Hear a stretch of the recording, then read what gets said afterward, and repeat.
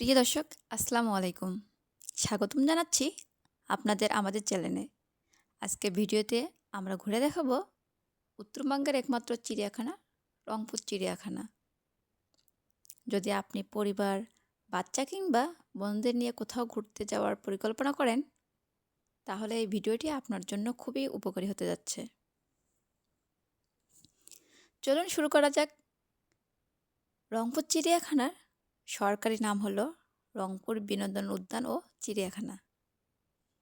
এটি রংপুর শহরের প্রাণকেন্দ্রে অবস্থিত এবং উত্তরবঙ্গের মানুষের জন্য এটি একটি অন্যতম জনপ্রিয় বিনোদন কেন্দ্র।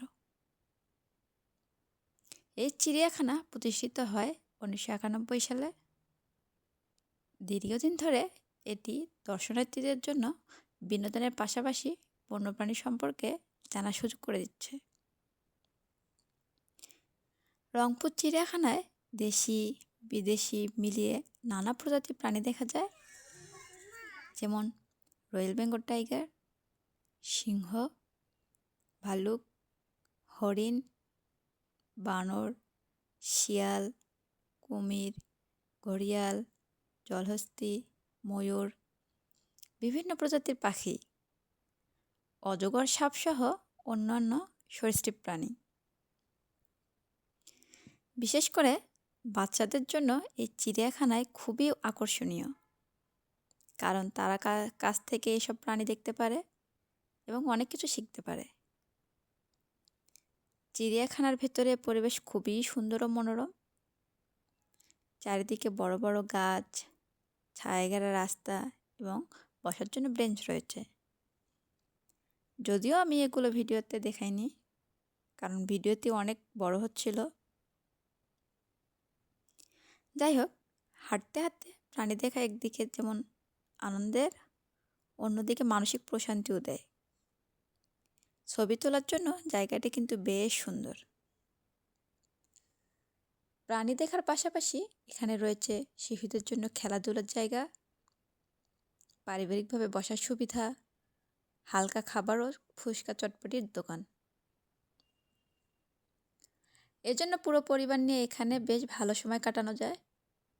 রংপুর চিড়িয়াখানার প্রবেশ টিকিট সাধারণত সাশ্রয়ী মূল্যের হয়ে থাকে, যাতে সব শ্রেণীর মানুষ সহজেই ঘুরিয়ে দেখতে পারে।